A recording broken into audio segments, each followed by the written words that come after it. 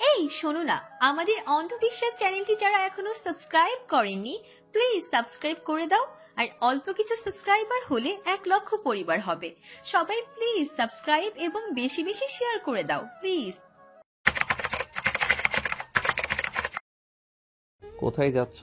হেসে উঠল চৈত্রী, হাত ছাটা মেরে বলল, হাত ছাড়ুন।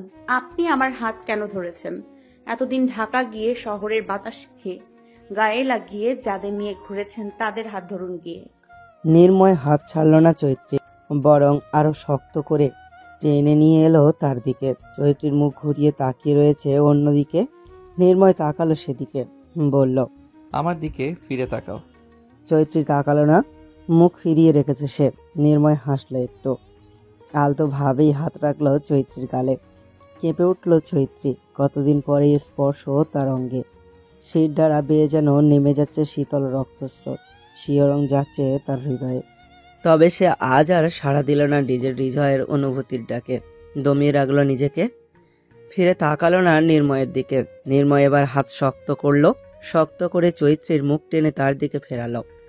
জ্বলে উঠল চৈত্রী, ঝাঁঝালো কণ্ঠে শুধালো, সমস্যা কি আপনার? এইভাবে ছোঁয়াছুঁয়ি কোন ধরনের স্বভাব? ঢাকা বিশ্ববিদ্যালয় থেকে এগুলো শিখে এসেছেন? ঠোঁট প্রসারিত করে হাসল নির্ময়। আর একটু গভীর হলো চৈত্রীর সাথে। নিজের দুই হাতের মধ্যে আলতোভাবে সে ধরল চৈত্রীর নরম গাল দুটো, আদুরে কণ্ঠে বলল, রাগ করেছো চৈত্র? না। তবে মুখ ফুলিয়ে রেখেছো কেন? আমার মুখ আমার ইচ্ছা। তুমি এতটা ঝগড়টে কবে থেকে হলে চৈত্র? চৈত্রী তীক্ষ্ণ দৃষ্টিতে তাকালো নির্ময়ের পানে, বলল, এখন তো আমার কত কিছুই ভালো লাগবে না। ঝগড়ুটে মনে হবে, খারাপ মনে হবে, নতুন নারীর গন্ধ পেয়েছেন কিনা। হাসল নির্ময়, বলল। তারপর?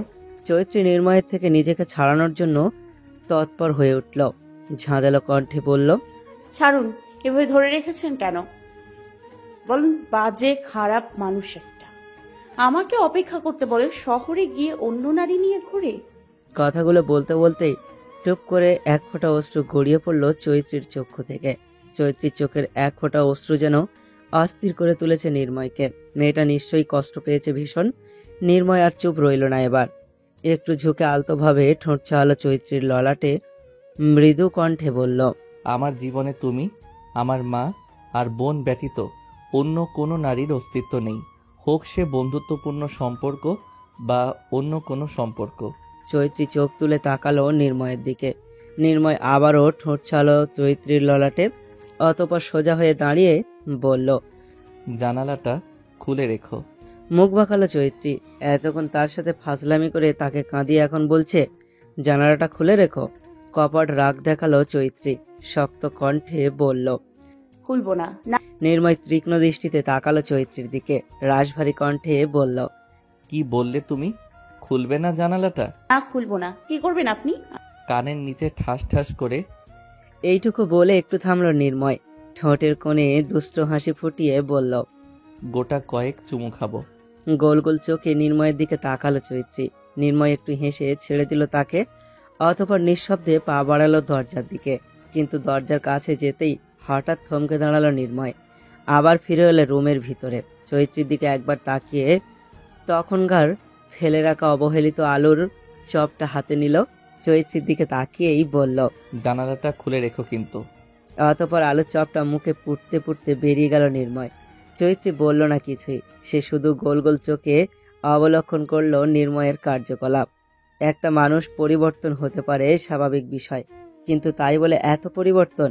সন্ধ্যা পেরিয়েছে, চারিদিকে ঝলমল করছে আলো, ছড়াচ্ছে কৃত্রিম আলোক রশ্মি। প্রতিদিনের তুলনায় আজ যেন চারিদিকে একটু বেশি জাঁকজমকপূর্ণ।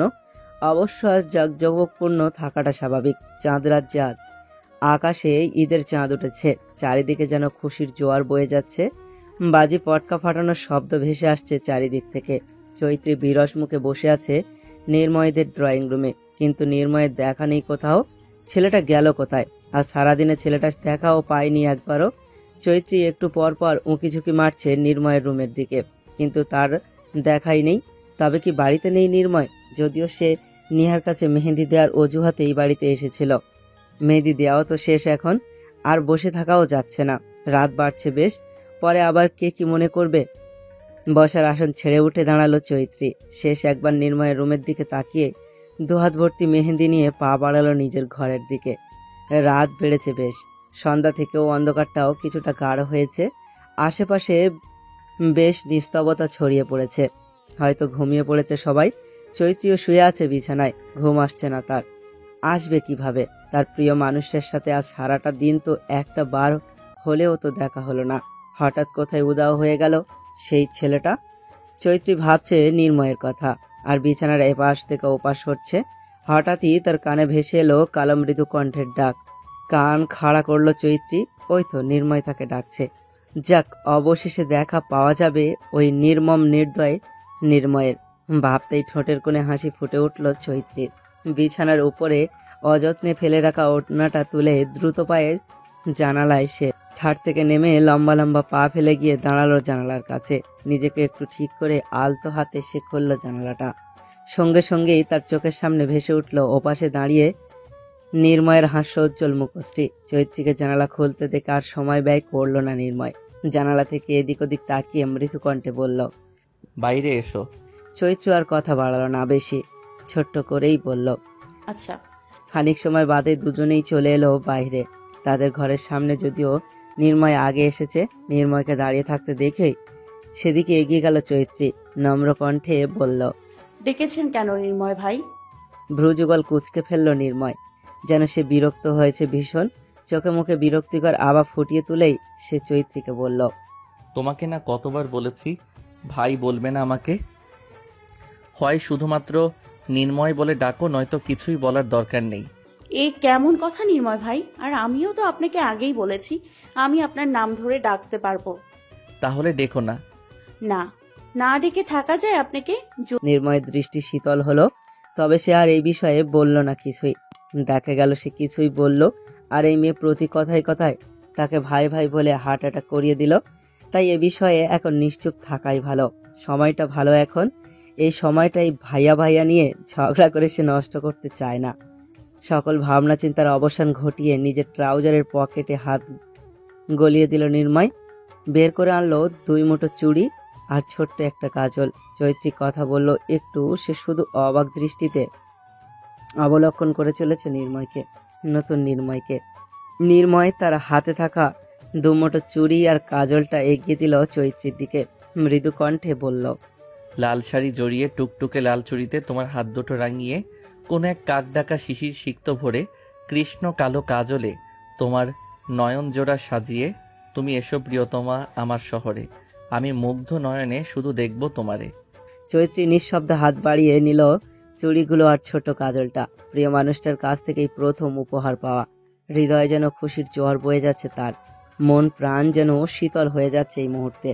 দুটো মানুষ যাদের সম্পর্কের কোনো নাম নেই, কখনো একে অপরকে বলা হয়নি ভালোবাসি, তবুও তারা একে অপরকে ভালোবাসে প্রচণ্ড, একে অপরের জন্য ছটফট করে প্রতি মুহূর্তে। আচ্ছা, ভালোবাসা বুঝতে কি ভালোবাসি শব্দটার প্রয়োজন আছে কি কোনো? ভালোবাসা তো অনুভবে। একে অপরকে যদি অনুভবই করাতে না পারি, তবে সেটা কি আদৌ ভালোবাসা নামক এক বিস্তার অনুভূতিময় শব্দের কোনো স্থান রয়েছে? চৈত্রী চুড়িগুলো হাতে নিয়েই পড়তে শুরু করলো নিজের হাতে, কিন্তু তাকে বাধা দিল নির্ময়। বাধা দিয়েই বলল, এখন পড়ছো কেন? বলেছি না লাল শাড়ি জড়িয়ে লাল চুড়িতে হাত রাঙিয়ে কৃষ্ণ কালো কাজলে চোখ রাঙিয়ে কোনো এক কাক ডাকা শিশির সিক্ত ভরে তুমি এসো আমার শহরে। আপাতত এই রাতের অন্ধকারে সেই সময় আসেনি চৈত্র। চৈত্রী চোখ ছোট ছোট করে তাকালো নির্ময়ের দিকে, কপট রাগ দেখিয়েই বলল, যদি নাই পড়তে পারি তবে দিলেন কেন এগুলো? নির্ময় আলতো ভাবেই ধরল চৈত্রীর হাত জোড়া, মৃদু কণ্ঠে বলল, এগুলো দেখে প্রতি মুহূর্তে যাতে আমাকে মনে করতে পারো তাই দিয়েছি। ঈদের ছুটি শেষ হতেই আমাকে আবারও পাড়ি জমাতে হবে ঢাকায়। তখন আমার দেওয়া এই ছোট্ট উপহারগুলো তুমি দেখবে আর আমাকে মনে করবে আমাকে। তবে মনে রেখো, তোমাকে কিন্তু এগুলো পড়ার অনুমতি দেইনি আমি। চৈত্রীর মনটা খারাপ হয়ে গেল। আসতে না আসতেই আবার চলেও যাবে। আগে তো তবু তাদের মধ্যকার সম্পর্কটা এতদূর গড়ায়নি যতটা দূরে নির্ময় এবার এসে নিয়ে গেছে। যদিও এখনো তাদের সম্পর্কটা নাম পায়নি, কোনো নামহীন এক অনুভূতিময় সম্পর্ক তাদের। তবে এবারে এত মায়া, এত আকুলতা দুজনের একসাথে কাটানো সময়গুলো সে কিভাবে ভুলবে? এত সব ভুলে সে কি পারবে থাকতে? রাতের আধার কেটে আকাশের এক কোণে সূর্যটা ওকে দিয়েছে মাত্রই। পাখিদের কিচিরমিচির ধ্বনি শোনা যাচ্ছে কিছুটা। হয়তো তারা চারদিক থেকে মানবদের জানান দিচ্ছে সকাল হয়েছে, উঠে পড়ো। আর চারিদিকে উৎসব মুখর, আমেজটাও একটু বেশি। ঈদ বলে কথা, আমেজ তো থাকবেই। কিন্তু চৈত্রী এখনো পড়ে পড়ে ঘুমাচ্ছে। চামেলি বেগম আর চঞ্চল এসেই 2-3 বার ডেকে গেছে চৈত্রীকে, কিন্তু সে ওঠেনি। অবশ্য বড়দের আবার ঈদ আছে নাকি? ঈদের সেই খুশি আমেজ আনন্দ আমরা হারিয়ে ফেলি বড় হওয়ার সাথে সাথেই। কাল যে চৈত্রী মেহেদি পড়েছে ঈদ উপলক্ষে, এই তো ঢের।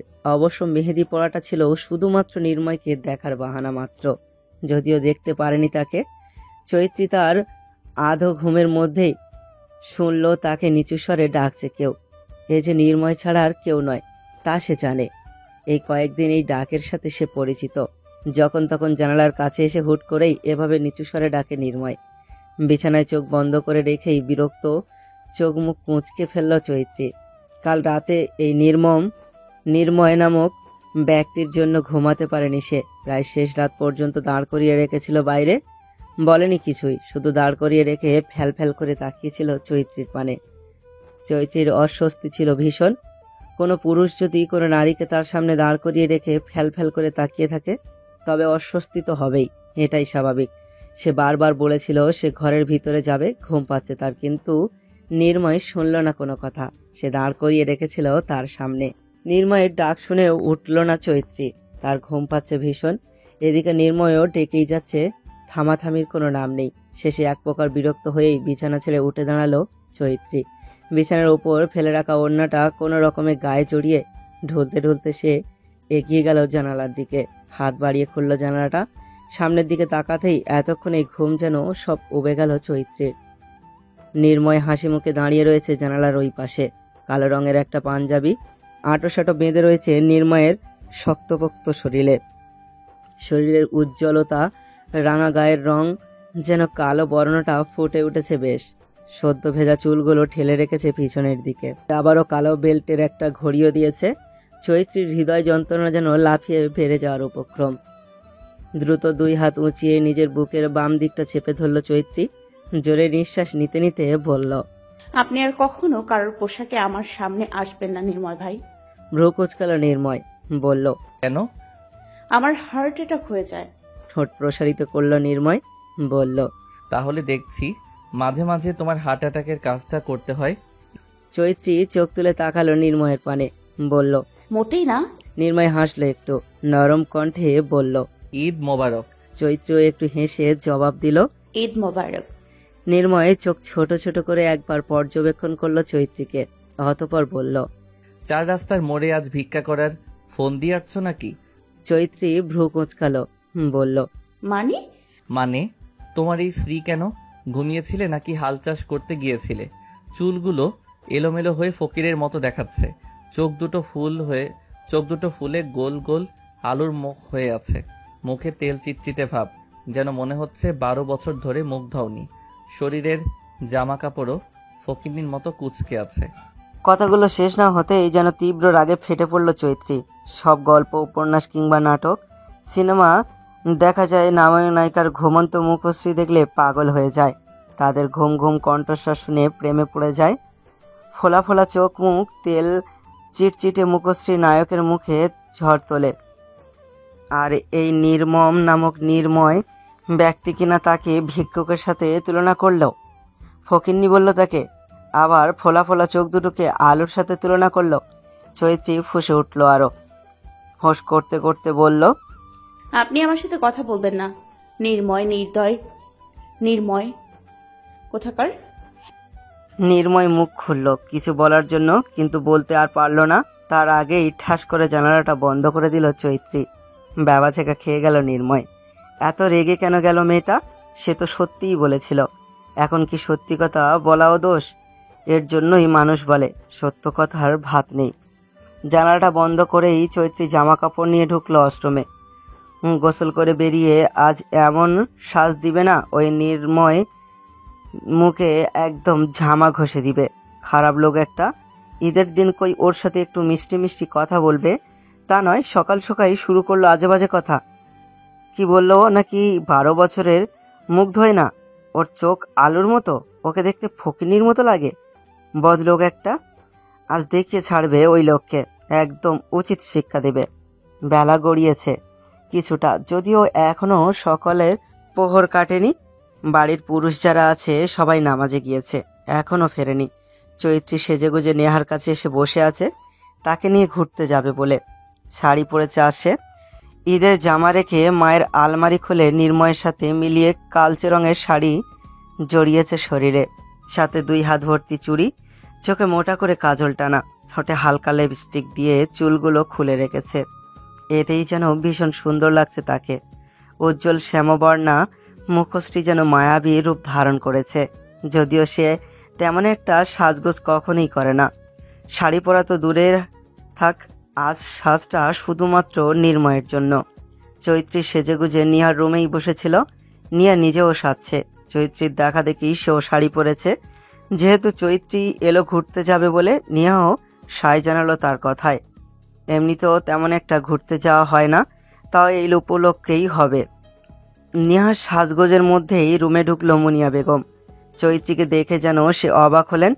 অবাক করা মুখশ্রীতে এগিয়ে গেলেন চৈত্রীর দিকে, বললেন, এ কে? আমাদের চৈত্রী নাকি? চৈত্রী লজ্জা পেল একটু, লাজুক ভঙ্গিতেই মাথা নাড়িয়ে সে জানালো সে চৈত্রী। একগাল হাসলেন মুনিয়া বেগম, বললেন, বাহ, কি সুন্দর দেখাচ্ছে তোকে, শাড়ি পরে যেন একদম বউ বউ লাগছে। চৈত্রী লজ্জা পেল আরো, লজ্জা মাথা নিচু করে রেখেছে। মুনিয়া বেগম আরো কিছু বলতে চাইলেন, কিন্তু তার আগেই চৈত্রীকে তাড়া দিল নিহা, বলল, চল ঘুরে আসি, আমাদের আবার তাড়াতাড়ি ফিরতে হবে। মুনিয়া বেগম তাকালেন নিহার দিকে, একটু হেসে বললেন, বাহ, শাড়িতে আমার মেয়েটাকেও তো সুন্দর লাগছে ভীষণ। নিহা লাজুক হাসলো। অতঃপর মায়ের কাছ থেকে বিদায় নিয়ে নির্ময় বাড়িতে ফেরার আগেই চৈত্রীকে নিয়ে তারা বেরিয়ে গেল ঘুরতে। চৈত্রী পড়ল মহাবিপাকে। সে তো এসেছিল নির্ময়কে তার সাজ দেখাতে, ঘুরতে যাওয়াটা তো একটা বাহানা মাত্র। ঘুরতে যাওয়ার কথা বললেই নেহা যে এত তাড়াতাড়ি রাজি হয়ে যাবে বুঝতেই পারেনি সে তো ভেবেছিল নেহাকে ঘুরতে যাওয়ার কথা বলবে, কিন্তু নেহা রাজি হবে, তারপর সে সেই অজুহাত দিয়ে বসে থাকবে নির্ময়দের বাসায়। নির্ময় নামাজ থেকে ফিরেই তাকে দেখে জ্ঞান হারাবে। কিন্তু কোথা থেকে কি হয়ে গেল, নির্ময়ও এলো না, তাকে নিজের সাজও দেখানো হলো না, আর ঘুরতে যাওয়া হলো। এই শাড়ি পরে এত সাজগোজ বাইরে নামতেই তো তার লজ্জা করছে। এখন কি করবে সে? চৈত্রী আর নেহা বেরিয়ে যাওয়ার কিছুক্ষণের মধ্যেই বাড়িতে এসে উপস্থিত হলো নির্ময় আর তার বাবা সুলতান সাহেব। মুনিয়া বেগম ঈদের জন্য তৈরি ফেরনি মিষ্টি সহ আরও খাবার দিল বাবা ছেলের সামনে। দুইজনেও ফেরনির বাটি হাতে নিয়ে খাওয়া শুরু করলো। সুলতান সাহেব খেতে খেতেই বললেন, নেহাকে দেখছি না, ও কোথায়? ঘুরতে গিয়েছে। একা একা? না, চৈত্রী গিয়েছে সাথে। নির্ময় এতক্ষণ মাথা নুইয়ে খাওয়াতে মনোযোগী হলেও এবার মাথা তুলে তাকালো মায়ের পানে। মুনিয়া বেগম নিজে থেকেই বললেন, সুলতান সাহেবের পাশে হাসি মুখেই বললেন, জানো চৈত্রী আর শাড়ি পরেছিল, কি সুন্দর লাগছিল মেয়েটাকে। নির্ময় হুট করে দাঁড়িয়ে গেল খাওয়া ছেড়ে, মুনিয়া বেগমের দিকে তাকিয়ে বলল, মা আমি একটু আসছি, খেয়ে যা। এসে খাবো। কথাটুকু বলেই বাড়ি থেকে বেরিয়ে গেল নির্ময়। বাড়ি থেকে বের হতে হতে কল লাগালো নিহাকে। বাড়ি থেকেই বের হতেই নির্ময়ের দেখা হলো চঞ্চলের সাথে। নির্ময়কে দেখেই তার দিকে এগিয়ে এলো সে, হাত বাড়িয়ে কোলাকুলি করে হাসি মুখেই বলল, ঈদ মোবারক। নির্ময়ও হাসলো, বলল, ঈদ মোবারক। তা যাচ্ছিস কোথাও? হ্যাঁ, ওই নিহাপু আর চৈত্রী নাকি ঘুরতে গিয়েছে, ওই দিকটাই যাচ্ছে একটু। চঞ্চল ভাবলো কিছু একটা, তারপর নির্ময়ের গলায় হাত দিয়ে বলল, চল আমিও যাব। নির্ভয়ের ইতস্তত লাগছে, সে যাচ্ছে চৈত্রীর জন্য, আর সেখানে যদি তার বড় ভাইকে নিয়ে যেতে হয়। এই চঞ্চলটার সাথে এখনই দেখা হওয়ার ছিল, কিন্তু এখন তো করার কিছুই নেই। ফোঁস করে একটা নিঃশ্বাস ছাড়ল নির্ময়, ছোট করে বলল, চলো। বেলা গড়িয়েছে বেশ, তবে বোঝার উপায় নেই তেমন। আকাশটা আজ বেশ মেঘলা, অবশ্য বেশ কয়েক বছর ধরেই ঈদের দিন আকাশটা যেন কেমন মন খারাপ থাকে। এমন একটা শুভ দিনে আকাশটা যে কেন নিজেকে ঢেকে রাখে মেঘের আড়ালে কে জানে। চৈত্রী আর নেহা বসে আছে নদীর পাড়ে। নদীর নামটা পায়রা। বেশ খরস্রোতা নদীটা। প্রতি বছর তার তাণ্ডবে নদীর ধার ভেঙে কেড়ে নেয় হাজারো মানুষের মাথার ছাদ, ভিটে মাটি। এই যেমন গত কিছুদিন আগে চৈত্রী যখন বান্ধবীদের সাথে এখানে এসেছিল, তখন যতটুকু ভাঙা ছিল এবার তার থেকে অনেকটা বেশি ভেঙেছে। আগের অনেক বাড়িঘর এখন আর দেখা যাচ্ছে না এই রাক্ষসী নদীর তীরে। নিহার পাশ থেকে উঠে দাঁড়ালো চৈত্রী। পা থেকে জুতো জোড়া খুলে খালি পায়ে হাঁটতে শুরু করলো নরম সবুজ ঘাসের উপর। হঠাৎ করেই পিছন থেকে তাকে ডাক দিল কেউ। চৈত্রী চমকে উঠে তাকালো পিছনের দিকে। চোখ পড়ল নির্ময় আর চঞ্চলকে। নির্ময় এক পলক ঘাসের উপর বসে থাকা নিহার দিকে তাকিয়ে তাকালো চৈত্রীর দিকে। দৃষ্টি শীতল হলো তার। এই প্রথম সে তার প্রেয়সীকে দেখছে শাড়ি পরিহিত অবস্থায়। এরূপে চৈত্রীকে দেখে যেন হৃদস্পন্দন বেড়ে গেছে নির্ময়ের। কি স্নিগ্ধ লাগছে মেয়েটাকে। মেয়েটার শ্যামবর্ণা মুখশ্রী আজ যেন অপরূপ সৌন্দর্য কোনো নারীর রূপ ধারণ করেছে নির্ময়ের চোখে। অবশ্য নির্ময়ের চোখে যে সব সময়ই সুন্দর সুশ্রী, তার হৃদয় যেন আজ নির্ময় এক দৃষ্টিতে তাকিয়ে আছে চৈত্রীর পানে। চৈত্রী মুখ ঘুরিয়ে অন্যদিকে তাকালো। নিহা চঞ্চল আর নির্ময়কে দেখেই উঠে দাঁড়ালো, এগিয়ে গেল তাদের দিকে। হাসি মুখেই বলল, আরে চঞ্চল ভাই, আপনার আছে? চঞ্চল হাসলো, বলল, আসলাম, তোমরা নাকি ঘুরতে এসেছো, তা তোমাদের দেখতে। চঞ্চল একবার তাকালো নিহার পা থেকে মাথা পর্যন্ত। মুগ্ধ হলো সে। হৃদয় স্পন্দন যেন থমকে গেল এক মুহূর্তের জন্য। শাড়িতে কাউকে এতটা ভালো লাগতে পারে? হয়তো পারে।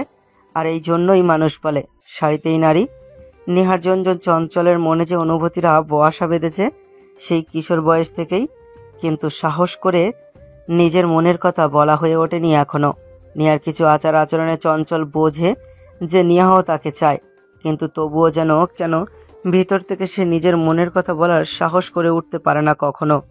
সর্বদাই তার মনে হয়, তার ধারণা যদি ভুল হয়, নিহার মনেও যদি তার জন্য অনুভূতি না থাকে, তবে তাদের মধ্যকার এখন যতটুকু ভালো সম্পর্ক রয়েছে সেটুকুও হয়তো নষ্ট হয়ে যাবে। তপ্ত নিঃশ্বাস ফেলল চঞ্চল। নিহার দিকে তাকিয়ে মৃদু হাসল, বলল, বা, শাড়িতে তো তোমাকে ভালোই লাগছে। নিহা লাজুক হাসল, বলল, ধন্যবাদ। নিহার চঞ্চলকে নিজের মধ্যে কথোপকথনের মধ্যে দেখে তাদের পাশ থেকে নিঃশব্দে সরে গেল নির্ময়। এগিয়ে গেল একটু দূরে, খরস্রোতা নদীর দিকে তাকিয়ে থাকা কালচে রঙের শাড়ি পরিহিত নারীর দিকে। দাঁড়ালো তার পাশে। নদীর দিকে দৃষ্টি রেখে একটু কেশে বলল, সেজেছো দেখছি। মুখ বাঁকালো চৈত্রী, বলল, হ্যাঁ, সারাদিন ফকিন্নির মতো থাকবো নাকি? একটু হাসলো নির্ময়, বলল, আমার সাথে মিলিয়ে শাড়ি পরেছো দেখছি। আমার জন্য সেজেছো নাকি? না, এলাকার সকল যুবকদের দেখানোর জন্য সেজেছি, শুধু আপনি বাদে। নির্ময় তীক্ষ্ণ দৃষ্টিতে তাকালো চৈত্রীর পানে। থতমত কণ্ঠে বলল, কি বললে আবার বলো তো? নদীর দিক থেকে দৃষ্টি সরিয়ে নির্ময়ের দিকে তাকালো। ঝাঁঝালো কণ্ঠে বলল, বলেছি এলাকার সকল যুবক ছেলেদের দেখানোর জন্য সেজেছি, শুধু আপনি বাদে। কি করবেন আপনি? নির্ময় আশেপাশে তাকালো। চঞ্চল আর নিহা ছাড়া আশেপাশে নেই আর কেউ, আর তারাও নিজেদের মধ্যে কথা বলতে ব্যস্ত। নির্ময় ফিরে তাকালো চৈত্রীর দিকে। হুট করেই ঝুঁকে গেল চৈত্রীর দিকে। টুপ করেই চৈত্রীর শ্যামবর্ণ নরম গালে একটা চুমু বসিয়ে সোজা হয়ে দাঁড়ালো। চমকে উঠল চৈত্রী। গোল গোল চোখে তাকালো সে নির্ময়ের পানে। নির্ময় ঠোঁট টিপে হাসছে। লজ্জায় এলোমেলো দৃষ্টি ফেলল নির্ময়। এই পুরুষ এতটা লজ্জাহীন হয়ে উঠেছে এই খোলা আকাশের নিচে। ছি ছি ছি। কান গরম হয়ে উঠছে চৈত্রীর। কপট রাগ দেখিয়ে সে বলল, আপনি এতটা অসভ্য কিভাবে হলেন নির্ময় ভাই? নির্ময় ভ্রু কোঁচকালো। চোখ মুখে একটা সিরিয়াস ভাব এনে বলল, তুমি শাড়ি পরে আমার সামনে ঘুরঘুর করতে পারবে, তাতে দোষ নেই। আর আমি তা দেখে নিজেকে নিয়ন্ত্রণ না করতে পেরে অসভ্য হয়ে উঠলেই দোষ। আমি মোটেই আপনার সামনে ঘুরঘুর করিনি নির্ময় ভাই। এমনকি আমি বাড়িতেও ছিলাম না, এখানে ঘুরতে এসেছিলাম। আপনি কেন এসেছেন এখানে? নির্ময় চোখ ঘুরিয়ে তাকালো নদীর দিকে। শান্ত কণ্ঠে বলল, তোমার টানে। আলতো হাসলো চৈত্রী, বলল, টান বেশি হয়ে গেলে আবার সমস্যা হয়ে যাবে কিন্তু। আমি সেই সমস্যায় পড়তেই ভীষণভাবে ইচ্ছুক। যদি বলি আমি আপনাকে সমস্যায় ফেলতে ইচ্ছুক নই, তবে কি করবেন? হাসলো নির্ময়। চৈত্রীর দিকে ফিরে তাকিয়ে বলল, তবে আমি জোর করে তুমি নামক সমস্যায় পড়ব। একটু থামলো নির্ময়, শীতল কণ্ঠে বলল, জানো তো চৈত্র, কিছু কিছু অনুভূতির পরিচিতি তার প্রকাশ্যে থাকে না, তার পরিচিতি থাকে অনুভূতিতে।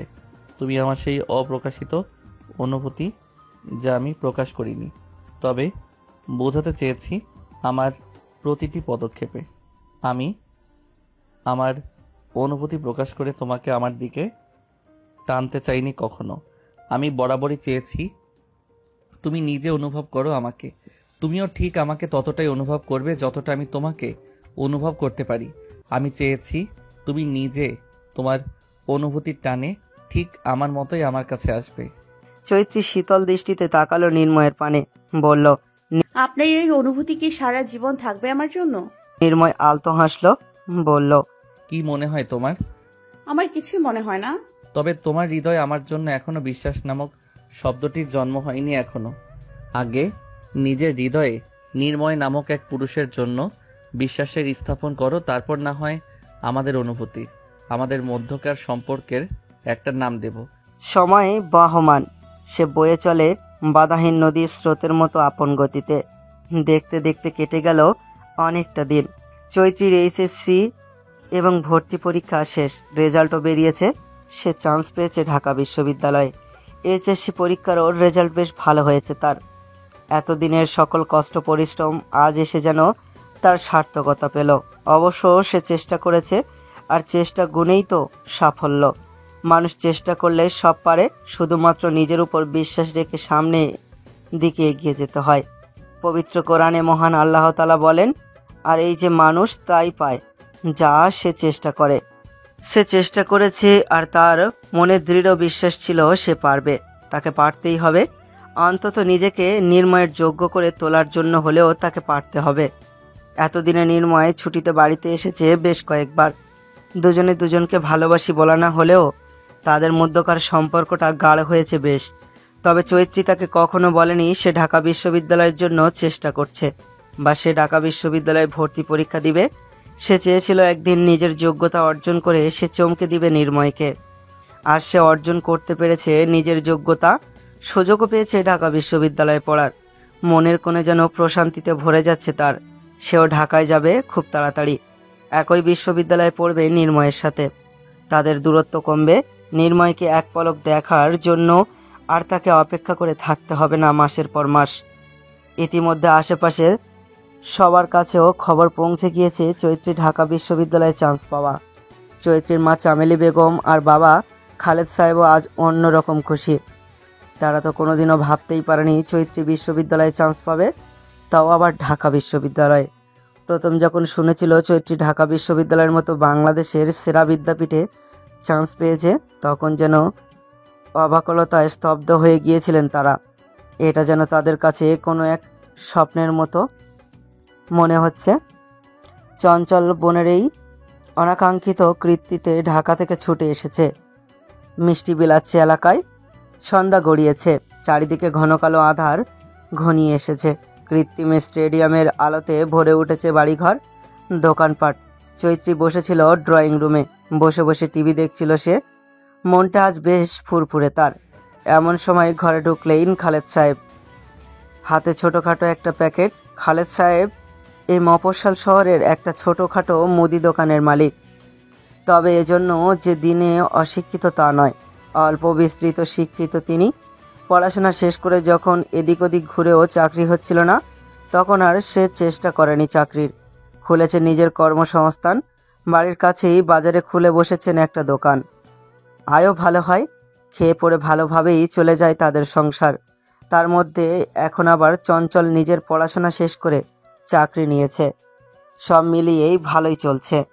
খালেদ সাহেব এসে বসলেন মেয়ের পাশে। চৈত্রী ফিরে তাকালো বাবার দিকে। খালেদ সাহেব হাতের প্যাকেটটা এগিয়ে দিলেন মেয়ের দিকে, বললেন, এটা এখন থেকে তোর প্রয়োজন পড়বে। চৈত্রী ভ্রু কোঁচকালো, হাত বাড়িয়ে প্যাকেটটা বাবার হাত থেকে নিতে নিতে বলল, কি আছে এতে? খালেদ সাহেব হাসলেন, বললেন, খুলে দেখ। চৈত্রী ধীরে সুস্থে খুলল প্যাকেটটা। চমকে উঠল সে, চোখ দুটো চকচক করে উঠল খুশিতে। বাবার দিকে একবার তাকিয়ে হামলে পড়ল পকেটে থাকা ছোট্ট উপহারটার উপর। উপহারটা ছোট্ট বলে সম্বোধন করলেও উপহারটা কিন্তু মোটেও ছোট্ট নয়, একটা মোবাইল। চৈত্রীর যেন বিশ্বাসই হচ্ছে না তার বাবা তাকে মোবাইল কিনে দিয়েছে। এতদিন বান্ধবীদের হাতে মোবাইল দেখে বাড়িতে এসে কত করে বাবা মাকে বলেছে একটা মোবাইল কিনে দিতে, কখনো মোবাইল কিনে দেওয়ার জন্য না খেয়ে থেকেছে, তবুও তার বাবা মায়ের মন গলাতে পারেনি একটুও। আর সেখানে আজ তার বাবা নিজে থেকে মোবাইল কিনে দিয়েছে, সাথে আবার একটা সিমও আছে। আনন্দ যেন ধরছে না চৈত্রীর। চৈত্রী হাসি মুখে তাকালো তার বাবার দিকে, তারপরে বলল, ধন্যবাদ বাবা। খালেদ সাহেব হাসলেন, মেয়ের মাথায় হাত রেখে বললেন, কয়দিন পরে তো ঢাকায় যাবি, আমাদের থেকে দূরে ওখানে গিয়ে আমাদের সাথে কথা বলার জন্য এটা প্রয়োজন পড়বে তোর। সাথে সাথে এই মনটা খারাপ হয়ে গেল চৈত্রীর। সে কখনো তো এভাবে ভেবে দেখেনি। সে ভাবেনি যে তাকে বাবা মায়ের থেকে দূরে চলে যেতে হবে। তাদের সাথে একটুও কথা বলতে হলেও প্রয়োজন পড়বে ছোট্ট এক মুঠো ফোনের। দেখা তো হবেই না। ছোটবেলা থেকেই সচরাচর সে কখনো থাকেনি মা বাবাকে ছাড়া। কোথাও বেড়াতে গেলেও খালেদ সাহেব একা একা সেখানে থাকতে দেয়নি মেয়েকে। সকালে গেলে বিকেলে আবার গিয়ে নিয়ে এসেছে। তার ভাষ্যমতে মেয়ে নাকি তার ঘরের লক্ষ্মী, মেয়েকে ছাড়া তার ঘর নাকি খালি খালি মনে হয়।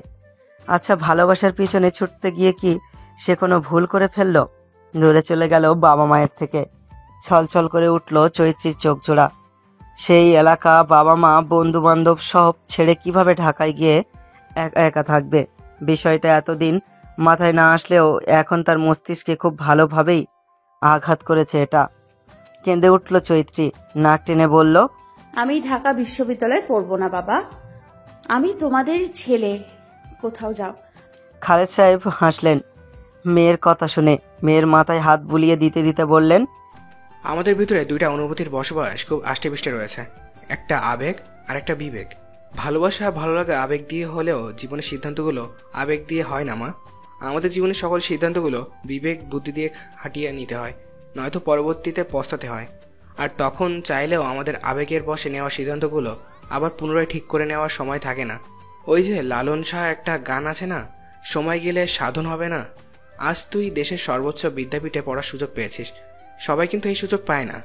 আবেগের বশে এভাবে সেই সুযোগকে অবহেলা করলে তো চলবে না।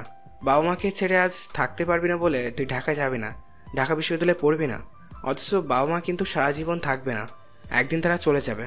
তখন নিজের অল্প বয়সে আবেগের বয়সে নেওয়া এই সিদ্ধান্তের জন্য পস্তাতে হবে, খুব আফসোস করতে হবে সারা জীবন। খালেদ সাহেবের কথা শেষ হতে না হতেই ডুকরে কেঁদে উঠল চৈত্রী।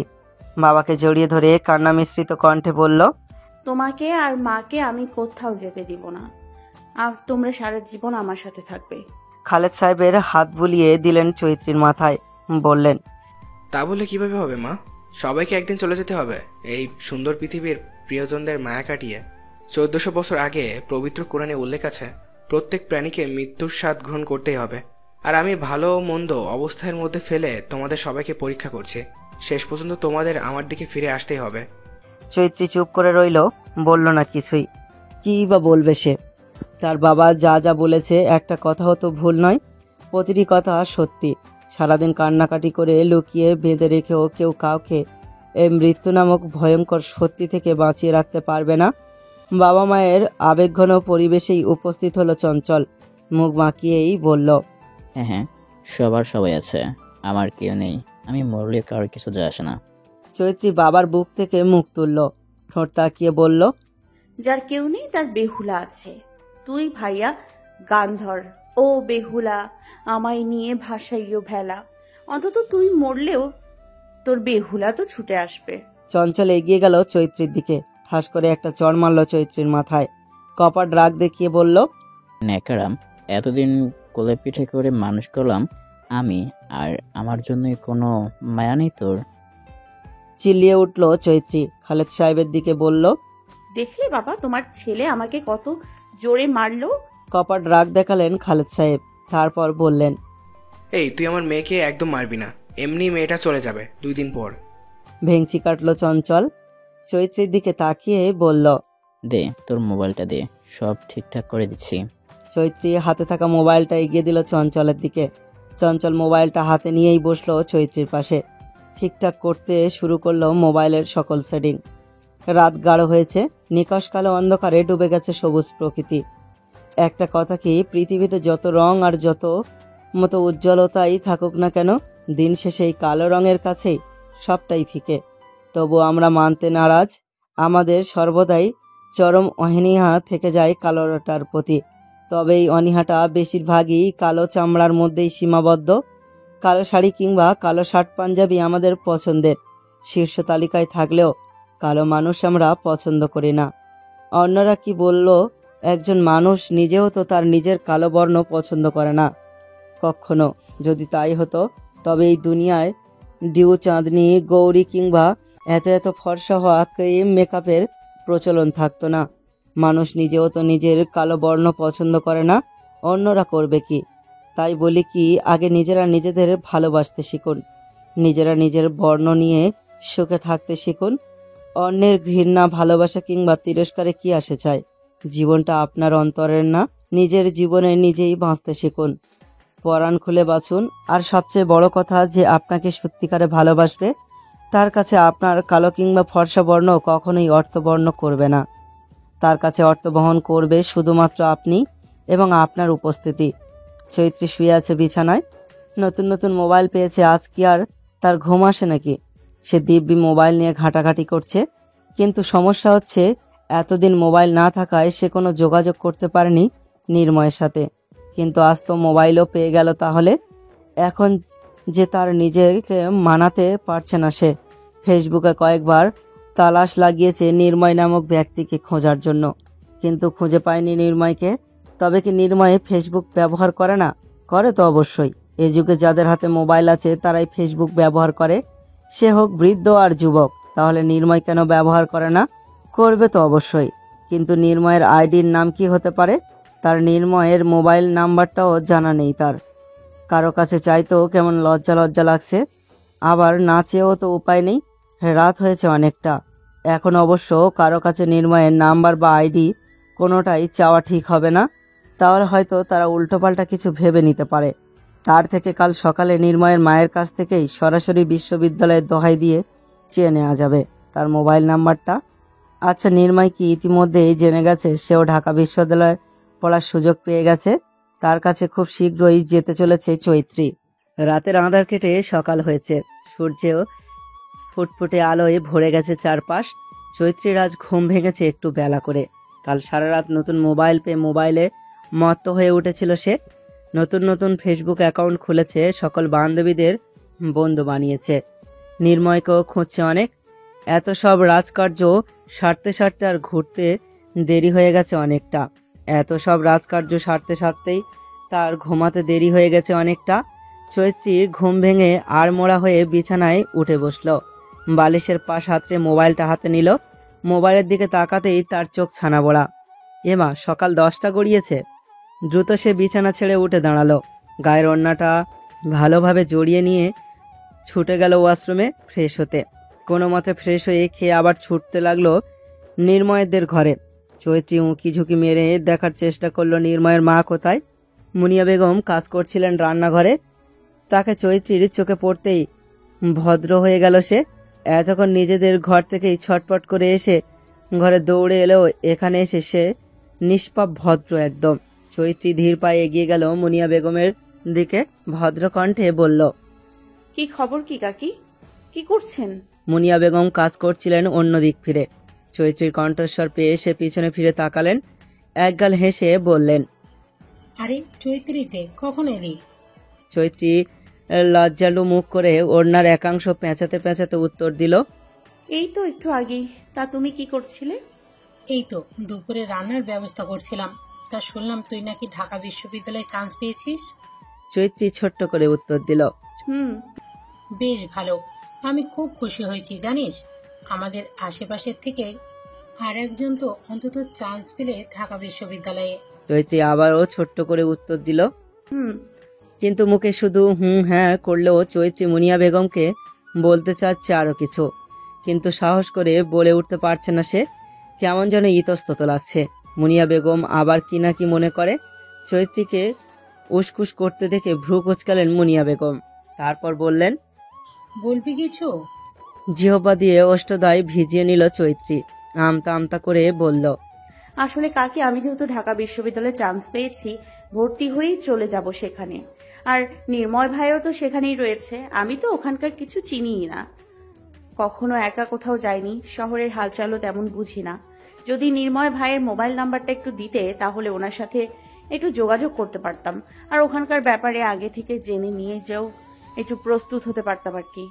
হেসে উঠলেন মুনিয়া বেগম, বললেন, দেখো দেখি মেয়ের কাণ্ড, এইটুকু বলতে এত ইতস্তত বোধ। দাঁড়া, আমি নির্ময়ের নাম্বার দিচ্ছি তোকে, আর আমিও ওকে বলে দেবো যাতে ওখানকার সবকিছু ও তোকে বুঝিয়ে দেয় ভালোভাবে। চৈত্রী মাথা নাড়িয়ে সায় জানালো মুনিয়া বেগমের কথায়। মুনিয়া বেগম নিজের রুম থেকে ছোট্ট বাটন ফোনটা এনে সেখানে নির্ময়ের নাম্বার বের করে ধরিয়ে দিলেন চৈত্রীর হাতে, বললেন, এখান থেকে নাম্বারটা তুলে নে তুই। চৈত্রী নিঃশব্দে নাম্বারটা তুলে নিল মোবাইলে, অতঃপর মৃদু হেসে বলল, আমি তাহলে এখন আসছি কাকি। সূর্যের সোনারঙা ঝলমলে আলোয় উজ্জ্বল হয়ে আছে চারপাশটা। ব্যস্ত নগরীর রাস্তাঘাট, অফিস আদালত, স্কুল কলেজ সবকিছুর সমানে ব্যস্ততা কাজ করছে। যানবাহনের বিষাদ প্যা ভ্যা শব্দধ্বনি ভেসে আসছে কর্ণকুহরে। নির্ময় মাত্রই ক্লাস শেষ করে বেরিয়ে পড়েছে ক্লাসরুম থেকে। ক্লাসরুমের দরজার কাছে যেতেই তাকে পিছন থেকে ডাকলো কেউ, মেয়েলি কণ্ঠস্বর। নির্ময় থমকে দাঁড়ালো, রুকুক্সকে পিছন ফিরে তাকালো। তার ক্লাসেরই একটা মেয়ে, রাইমা, ডাকছে নির্ময়কে। শহরে অত্যাধুনিক নারীদের মধ্যে একজন রাইমা। তার পোশাক আশাকে পরিচয় বহন করছে আধুনিকতার। সাধারণ একটি টি শার্ট আর প্যান্ট পরেছে সে। চুলগুলো কাটা ঘাড়ের একটু নিচ অবধি ঝুলে রয়েছে, সেগুলো মুখে কৃত্রিম সাজসজ্জায় ভরপুর। নির্ময়কে থমকে দাঁড়াতে দেখেই রাইমা তার সামনে গিয়ে দাঁড়ালো, হাসি মুখে বলল, hello, I am Raima. Nirmoy ভদ্রতা সূচকও হাসলো না, একটুও পরিচয়ও দিল না নিজের, শুধু ভ্রুজোড়া কুঁচকে থতমত কণ্ঠে বলল, জি, কিভাবে আমি আপনার উপকার করতে পারি? রাইমা অপমান বোধ করলো একটু। একজন মেয়ে হয়ে সে নিজে থেকেই নির্ময়ের সাথে কথা বলতে এসেছিল, আর সেখানে নির্ময় একটু ভদ্রতা সূচক তার সাথে একটু পরিচয় পর্বে পর্যন্ত অংশগ্রহণ করলো না। তবুও নিজের অপমান বোধকে কিছুটা উপেক্ষা করেই রাইমা আবারও বলল, নির্ময়, তোমার কাছে সময় হবে একটু? আমার একটু কথা ছিল তোমার সাথে। না, কাজ আছে আমার। নির্ময়ের সোজা সাপটা প্রত্যাখ্যানেও দমল না রাইমা নামক আধুনিক নারী, বরং একটু হাসল সে। পরক্ষণে নিজের মুখশ্রীতে একটু ইতস্তত ভাব ফুটিয়ে তুলেই বলল, তোমার মোবাইল নাম্বারটা দিবে? আমাদের বর্তমান অ্যাসাইনমেন্ট নিয়ে কথা বলার ছিল। এটা কিভাবে কি করব বুঝতে পারছিলাম না, তাই আর কি। নির্ময় সরু দৃষ্টিতে তাকালো রাইমার দিকে, গম্ভীর কণ্ঠে বলল, ভার্সিটিতে প্রফেসররা আছেন, আর আমি যতদূর জানি এই বিষয়ের প্রফেসররা খুবই বন্ধুত্বপূর্ণ। আপনি তার কাছে যান, সে শিক্ষক আর আমি ছাত্র। অবশ্যই সে আমার থেকে আপনাকে ভালোভাবে বুঝিয়ে দিতে পারবেন। ধন্যবাদ। কথা শেষ করে আর এক মুহূর্ত সেখানে দাঁড়ালো না নির্ময়। পিছন ঘুরে কাঁধ ব্যাগটা একটু টেনে লম্বা লম্বা পা ফেলে ক্লাসরুম থেকে প্রস্থান করলো সে। তবে তার পিছনে রেখে গেল শহরের এক আধুনিক নারীর হতবাক মুখশ্রী। নির্ময়ের এই এড়িয়ে চলা যেন অপমান বোধ করেও করল না, প্রফুল্লতায় ছলকে উঠল তার হৃদয়। তার মতো একজন মেয়েকে এড়িয়ে গেল এই ছেলে, যেখানে কত শত ছেলে তার সাথে একটু কথা বলার জন্য মুখিয়ে থাকে, আর সেখানে এই নির্ময় নামক তরুণ যুবক এত সহজে উপেক্ষা করলো তাকে। এমন ছেলে পাওয়া এই যুগে প্রায় অসম্ভব বটে। নির্ময়ের ব্যক্তিত্বে মুগ্ধ হলো রাইমা। হলে ফিরে জামা কাপড় ছাড়ার আগেই নির্ময় মোবাইলটা বেজে উঠল। প্রবল ঝংকার তুলে প্যান্টের পকেটে ছিল মোবাইলটা। কাঁধের ব্যাগটা বিছানার উপর রেখে পকেটে হাতড়ে মোবাইলটা বের করলো সে। মোবাইলের স্ক্রিনে অপরিচিত নাম্বার দেখে ভ্রুজোড়া কুঁচকে এলো তার। এই নাম্বার আবার কার? আর কিছু না ভেবেই কলটা রিসিভ করলো নির্ময়। ভদ্র কণ্ঠেই বলল, হ্যালো, আসসালামু আলাইকুম। ওপাশ থেকে শব্দ এলো না কোনো। ওপাশের ব্যক্তি যেন মৌনব্রত পালন করছে সময়ের সাথে পাল্লা দিয়ে।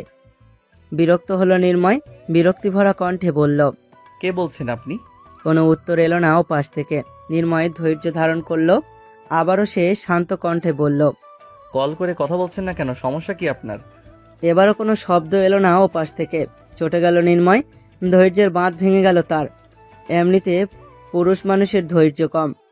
নির্ময় তার কণ্ঠে কিছুটা ঝাঁঝ ঢেলে বলল, সমস্যা কি? কথা বলছেন না কেন? কল করে এভাবে মৌন থাকা কোন ধরনের বাজে অভ্যাস? কেঁপে উঠল ওপাশের ব্যক্তিটি। চৈত্রী নির্ময়ের মায়ের থেকে নাম্বারটা এনেই সে কল লাগিয়েছিল নির্ময়ের নাম্বারে, কিন্তু যখনই নির্ময় কলটা ধরে তার শক্তপোক্ত পুরুষালী কণ্ঠস্বর বলল হ্যালো, থমকে গিয়েছিল চৈত্রী। এই কণ্ঠস্বর যেন ঝংকার তুলেছিল চৈত্রীর ছোট্ট হৃদয়খানায়। কতদিন পর সে শুনল নিজের প্রিয় মানুষের কণ্ঠস্বর। নির্ময় শেষবার বাড়িতে এসেছিল বেশ কয়েকদিন আগে। তারপর থেকে এতদিনে না এই মানুষটার দেখা পেয়েছে আর না শুনেছে একটু কণ্ঠস্বর। তাই তো প্রথমে নির্ময়ের কণ্ঠস্বরটা পেয়ে একটু থমকে গিয়েছিল চৈত্রী। চেয়েও নির্ময়ের কথার কোনো উত্তর দিতে পারেনি সে। তবে এবার আর নির্ময়ের ঝাঁঝালো কণ্ঠস্বরের কাছে চুপ করে থাকতে পারল না সে। কাঁপা ফাঁকা কণ্ঠে বলল, হ্যালো। চমকে উঠল নির্ময়। এই কণ্ঠস্বরটা যেন তার ভীষণ চেনা। কানের কাছ থেকে মোবাইলটা নামিয়ে এবার চোখ বুলালো নাম্বারটায়। অচেনা নাম্বার, তবে কণ্ঠস্বরটা চেনা ভীষণ। চৈত্রীর মতো লাগছে কণ্ঠস্বরটা, কিন্তু চৈত্রী মোবাইল পাবে কোথায়? সে তো মোবাইল ব্যবহার করে না। নির্ময় আবারও মোবাইলটা ধরল কানের কাছে, তারপর বলল, কে বলছেন? চৈত্রী ঠোঁট কামড়ে হাসল। যেহেতু আবারও তাকে জিজ্ঞেস করা হয়েছে সে কে, এবার মানে নির্ময় তাকে চিনতে পারেনি এখনো। দুষ্টু বুদ্ধি মাথায় চড়া দিয়ে উঠল চৈত্রীর। সে একটু মজা করতে চাইল নির্ময়ের সাথে। কণ্ঠটা একটু পরিবর্তনের চেষ্টা করে রসিয়ে রসিয়ে বলল, আমাকে তুমি চিনতে পারছো না জান? একটু আগেই না আমাদের কথা হলো। নির্ময়ের মস্তিষ্কের মধ্যে হানা দিল একটু আগের অত্যাধুনিক নারী রাইমা। হ্যাঁ, এই নারী তো একটু আগেই তার কাছ থেকে মোবাইল নাম্বার চেয়েছিল, আর সে নাম্বার দিতে অস্বীকারও জানিয়েছিল। এর মানে এই নারী কোথাও থেকে তার নাম্বার জোগাড় করে কল করেছে। করতেই পারে। শহরে এই অতি আধুনিক নারীদের বিশ্বাস নেই কোনো ক্ষেত্রে। তবে অতি আধুনিক নারী রাইমার কথাটা মনে পড়তেই মেজাজটা বিগড়ে গেল নির্ময়ের। ক্ষিপ্ত কণ্ঠে বলল, বেহায়া, বেশরম, নির্লজ্জ নারী। কথাটুকু বলেই সে কেটে দিল কলটা। একটু শব্দ করার সময়ও দিল না চৈত্রীকে। হতবাক চৈত্রী। মোবাইলটা কানের কাছ থেকে নামিয়ে গোল গোল চোখে সে তাকালো মোবাইলের স্ক্রিনের দিকে। কি বলল নির্ময়? সে বেহায়া, বেশরম, নির্লজ্জ নারী? রাগে চোয়াল শক্ত হয়ে এলো চৈত্রীর। আবার কল লাগালো নির্ময়ের নাম্বারে। ব্যস্ত বলছে। এবার কয়েকবার কল করার পরও ওই একই কথা বলছে। এর মানে তাকে ব্লক করে দিয়েছে নির্ময়। রাগে শরীরটা যেন রি করে উঠল চৈত্রীর। একে তো তার কণ্ঠস্বর চিনতে পারেনি নির্ময়, তার উপর তাকে নির্লজ্জ, বেহায়া, বেশরম নারী উপাধি দিয়েছে। এখন আবার ব্লক করেছে। রেগে মেগে নির্ময়ের নাম্বারে মেসেজ করলো চৈত্রী। লিখল, আমি আসছি ঢাকায়। আপনার কলেজে চান্স পেয়েছি। এই যে আপনি আমাকে ব্লক করলেন না, এর মজা আমি আপনাকে দেখাবো। আপনার সামনে থেকে ক্লাস করব, ঘুরবো ফিরবো, কিন্তু আপনাকে পাত্তা দিব না। নির্মম, নির্দয়, নির্ময়। নির্ময়ের মোবাইলের নোটিফিকেশনে ভেসে এলো ব্লক করা নাম্বার থেকে মেসেজ এসেছে একটা। তবে মেসেজটা সে দেখলো না। রাইমার মেসেজ ভেবে মোবাইলটা বিছানার উপর রেখেই জামা কাপড় নিয়ে ওয়াশরুমে ঢুকে পড়ল ফ্রেশ হতে। সন্ধ্যার বেলা লেগেছে। উজ্জ্বল সূর্যটা ডুবে জায়গা করে নিতে শুরু করেছে রাতের কৃষ্ণকালো আধার। ব্যস্ত শহরটা আলোকিত হয়ে উঠেছে কৃত্রিম আলোকসজ্জায়। নির্ময় কেবলই মসজিদ থেকে নামাজ পড়ে রুমে ঢুকেছে। এখন একটু বাড়িতে মা বাবার সাথে কথা বলবে, তারপর পড়তে বসবে। পড়ার ছোট্ট টেবিলটা হাতড়ে মোবাইলটা হাতে নিল নির্ময়। কল লাগানো মায়ের নাম্বারে। সেকেন্ড কয়েক যেতেই কলটা ধরলেন মুনিয়া বেগম। সালাম দিল নির্ময়। বলল, আসসালামু আলাইকুম মা, কেমন আছো? আলহামদুলিল্লাহ, তুই কেমন আছিস বাবা? এই তো আমিও ভালো আছি। রোজগার মতো এই টুকটাক কথা সারলো মা ছেলে। অতঃপর নির্ময় বলল, আচ্ছা এখন রাখছি মা, আবার পরে কথা হবে। বাধা দিলেন মুনিয়া বেগম। বললেন, শোন, তোকে তো একটা কথা বলতেই ভুলে গেছি। ভ্রু কুচকালো নির্ময়। বলল, কি? ওই যে আমাদের চৈত্রী আছে না, ও ঢাকা বিশ্ববিদ্যালয়ে চান্স পেয়েছে। অবাক হলো নির্ময়। বিস্মৃত কণ্ঠে বলল, কি? আরে হ্যাঁ, আর সম্ভবত খুব তাড়াতাড়ি মেয়েটা ঢাকায় চলে যাবে। ওকে একটু দেখে রাখিস। মেয়েটা শহরের হালচাল বোঝে কম, ওকে একটু সব দেখিয়ে বুঝিয়ে নিস। প্রথমবার যাচ্ছে ও ঢাকায়, আর ও আমার কাছ থেকে তোর নাম্বার নিয়েছে, কল দিতে পারে। ভালোভাবে কথা বলিস ওর সাথে, একদম পারবি না বা উল্টোপাল্টা কিছু বলবি না। নির্ময় যেন হতবাক। চৈত্রী ঢাকা বিশ্ববিদ্যালয়ে চান্স পেয়েছে। অবাক করার বিষয়, এই মেয়ে তো কোনো কালেই পড়াশোনায় ভালো ছিল না, তাহলে চান্স কিভাবে পেল, তাও ঢাকা বিশ্ববিদ্যালয়ের মতো একটা প্রতিষ্ঠানে?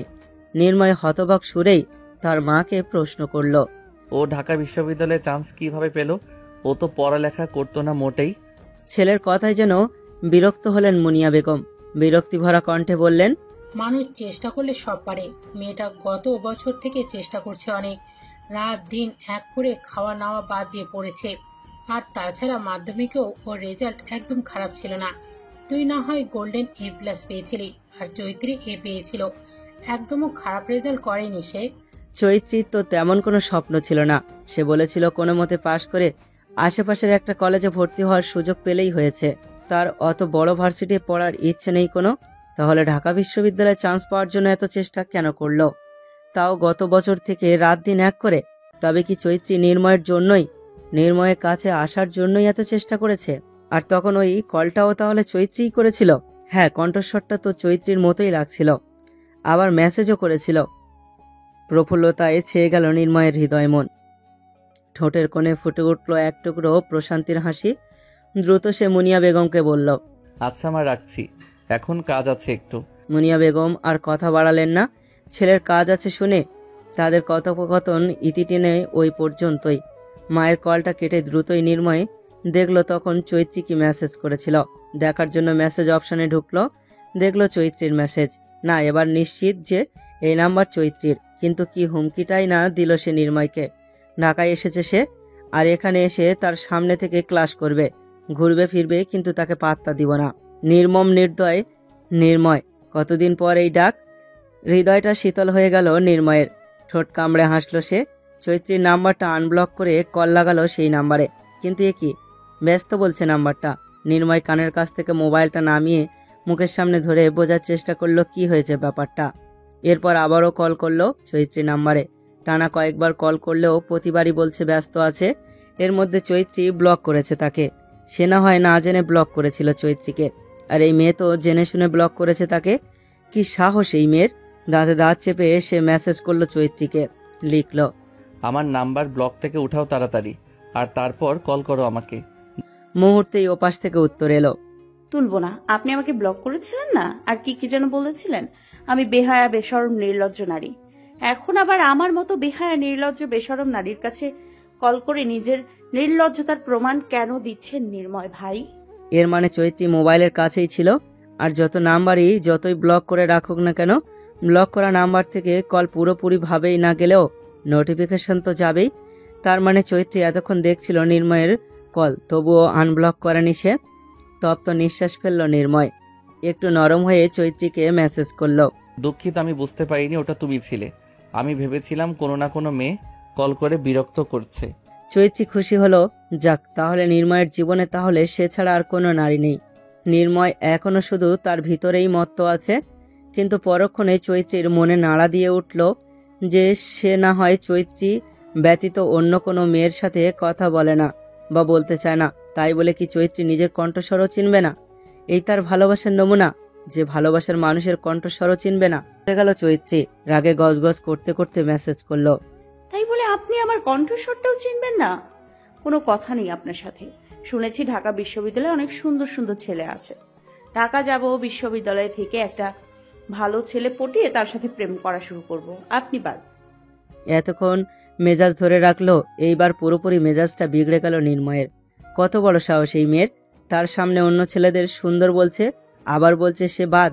তাকে রেখে সুন্দর ছেলেদের সাথে প্রেম করবে? রাগে কটমট করে উঠল নির্ময়। গজগজ করতে করতে মেসেজ করলো, লিখলো, থাপড়িয়ে গাল লাল করে দেবো বেয়াদব মেয়ে। এখনই যদি ব্লক খুলে কল না করো তো তোমার কপালে শনি আছে। ঢোক গিলল চৈত্রী, কিন্তু দমে গেল না সে। ক্ষণিক সময় নিয়ে নিজেকে ধাতস্থ করে আবারও নির্ময়কে মেসেজ করলো, আমি কি আপনাকে ভয় পাই নাকি নির্ময় ভাই? যে আপনি বললেন আর আমি কল করব? আমি কি এত সহজেই ভুলে গেছি নাকি যে আপনি আমাকে বেহায়া, নির্লজ্জ, বেশরম নারী বলেছেন? দাঁত কিরমির করলো নির্ময়। মনের মধ্যে একরাশ রাগ নিয়ে চৈত্রীকে সে মেসেজ করলো, একবার ঢাকায় আসো তুমি, তারপর তোমাকে কিভাবে সোজা করতে হবে তা ভালোভাবে জানা আছে আমার। পরক্ষণেই নির্ময়ের মনে পড়লো তার তো দুইটা সিম। একটা না হয় চৈত্রী ব্লক করেছে, অন্যটা তো করেনি। সেই নাম্বার দিয়ে তো কল করা যায় চৈত্রীকে। আর কিছু ভাবলো না নির্ময়। দ্রুত অন্য সিম থেকে কল লাগালো চৈত্রীকে। মোবাইলের স্ক্রিনে অপরিচিত নাম্বার ভেসে উঠতে দেখেই ভ্রু কুঁচকে এলো চৈত্রীর।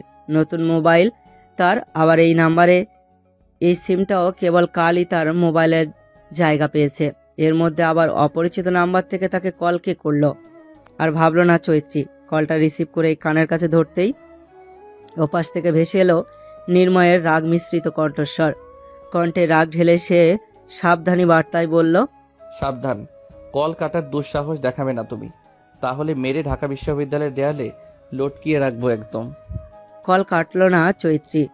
এমনিও সে একটু পর নির্ময়ের নাম্বার ব্লক লিস্ট থেকে তুলে কল করতে থাকে। তবে তার আগেই সে একটু বাজিয়ে দেখতে চেয়েছিল নির্ময়কে।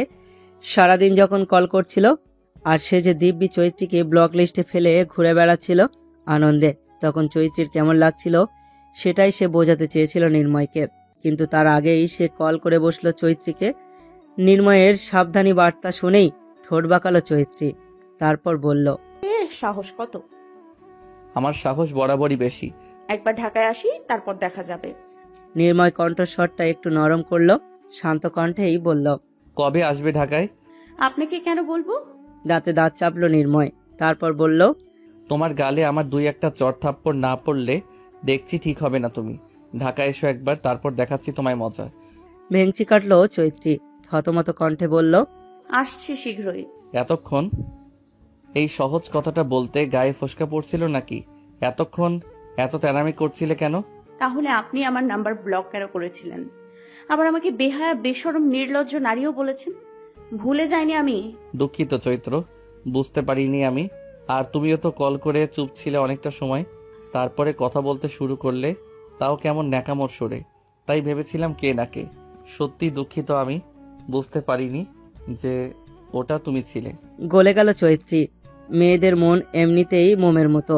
এরা প্রিয় মানুষের মুখ থেকে 2-4টা ভালো ভালো কথা শুনলেই গলে যায় একদম। কণ্ঠটা একটু নরম হলো চৈত্রীর। নরম কণ্ঠেই বলল, হ্যাঁ হ্যাঁ বুঝছি। এখন বলুন কেমন আছেন? নির্ময় আলতো হাসলো, তারপর বলল, আলহামদুলিল্লাহ ভালো। তুমি কেমন আছো? আলহামদুলিল্লাহ ভালো। ঢাকায় আসবে কবে? একটু আগে বললাম না, শীঘ্রই আসবো। চৈত্রীর কথার মধ্যেই নির্ময় হলং কাটলো। হুট করেই বলল, একটু পরে কল করছি আমি। রুমে অন্যান্য রুমমেটরা আসতে শুরু করেছে। এদের সামনে কথা বলাটা হয়তো ঠিক হবে না। তাছাড়া চৈত্রী একান্ত তার ব্যক্তিগত নারী, আর ব্যক্তিগত নারীর সাথে কথাটাও ব্যক্তিগতভাবেই বলা উচিত। অন্তরের সামনেই খোলামেলাভাবে কথা বলে অন্যদেরও নিজেদের প্রিয় নারী সম্পর্কে 2-4 কথা বলার সুযোগ করে দেওয়ার কোনো মানেই হয় না। আর তাছাড়া এমন নয় যে তার রুমমেটরা তার বন্ধু। নির্ময় মোবাইলটা নিজের প্যান্টের পকেটে ভরল, অথবা রুম থেকে বেরিয়ে গেল। রাত হলেও বাইরে পুরোপুরি অন্ধকার গ্রাস হয়নি। কৃত্রিম সোডিয়ামের আলোয় জল জল করছে চারিদিক। নির্ময় তাকালো, আশেপাশে এই অংশটা বেশ নিরিবিলি, তেমন কাউকে দেখা যাচ্ছে না চারপাশে। নির্ময় হাঁটু মুড়ে বসলো সবুজ ঘাসের উপর। পকেট থেকে মোবাইলটা বের করে আবারও কল লাগালো চৈত্রীর নাম্বারে। সেকেন্ড কয়েক যেতেই চৈত্রী ধরল কলটা। মোবাইলটা কানের কাছে নিয়ে বলল, হ্যালো। হ্যাঁ, এখন বলো তো, মোবাইল কবে কিনলে? কালই। ও, কিন্তু তুমি যে ঢাকা বিশ্ববিদ্যালয়ে পড়তে চাও বা এখানে ভর্তি পরীক্ষা দিয়েছো, আমাকে কেন জানালে না? সারপ্রাইজ দিতে চেয়েছিলাম। সারপ্রাইজ তো দিয়েছো বটে, তবে একটা কথা বলো তো, তোমার মতো গর্দভ মহিলা ঢাকা বিশ্ববিদ্যালয়ের মতো একটা প্রতিষ্ঠানে চান্স কিভাবে পেলে? সত্যি নিজে থেকে চান্স পেয়েছো তো, নাকি কাউকে টাকা খাইয়ে চান্স দিয়েছো? তেটে উঠল চৈত্রী, ঝাঁঝালো কণ্ঠে বলল, একদম আজে বাজে কথা বলবেন না নির্ময় ভাই। আমি মোটেই টাকা খাইয়ে ঢাকা বিশ্ববিদ্যালয়ে চান্স পাইনি নির্ময় ভাই। আমি চান্স পেয়েছি নিজের যোগ্যতায় নির্ময় ভাই। ভ্রু কোচকালো নির্ময়, রাশভারী কণ্ঠে বলল, তুমি কি আমাকে ভাই বলে বলে হার্ট অ্যাটাক করিয়ে দেওয়ার চিন্তা ভাবনা করছো চৈত্র? মানে 2 লাইন কথায় কমপক্ষে 3 বার নির্ময় ভাই শব্দটা উচ্চারণ করো। এমন চলতে থাকলে আমার হার্ট অ্যাটাক করতে আর বোধহয় বেশি দেরি নেই। হাসলো চৈত্রী, দুষ্টামি ভরা কণ্ঠে বলল, কিন্তু আমি তো আপনাকে নির্ময় ভাই বলেই ডাকবো নির্ময় ভাই। দাঁতে দাঁত চাপলো নির্ময়, তারপর বলল, সামনে পাই থাপড়ে একদম ভাই বলার শখ মিটিয়ে দেব, গর্দভ মহিলা। একদম আমাকে এইসব আজে বাজে নামে ডাকবেন না নির্ময় ভাই। ডাকবো, 100 বার ডাকবো। কি করবে তুমি? মুখ ভেঙে দিব। আমার মুখ ভাঙতে হলে তোমাকে আমার কাছে আসতে হবে। আগে কাছে তো এসো, তারপর মুখ ভাঙবে নাকি মুখে আদর করবে সেটা দেখা যাবে। কান গরম হয়ে উঠল চৈত্রীর। লজ্জায় গাল দুটোতেও লাল আভা ছড়িয়ে পড়েছে তার। এমন একটা কথা কিভাবে নির্লজ্জের মতো বলে দিল নির্ময়। দিন দিন এই লোক ভদ্র থেকে লুচু হয়ে উঠছে। নাক ছিটকালো চৈত্রী, তারপর বলল, অসভ্য। হাসল নির্ময়। মোবাইলটা কানের কাছে রেখেই ঘাসের উপর শুয়ে পড়ল সে। মোহিত কণ্ঠে বলল, মাঝে মাঝে এভাবে একটু একটু অসভ্য হয়ে উঠতে হয়। ও তুমি বুঝবে না চৈত্র। আচ্ছা বুঝলাম না হয় কিন্তু এখন রাখছি, পরে কথা বলবো আবার। শোয়া থেকে উঠে বসলো নির্ময়, কাতর কণ্ঠে বলল, নিয়মিত ভালোবাসার গল্প শুনতে এবং পড়তে আমাদের অন্ধবিশ্বাস চ্যানেলটি সাবস্ক্রাইব করে পাশে থাকা বেল আইকনটি ক্লিক করুন। ধন্যবাদ সবাইকে।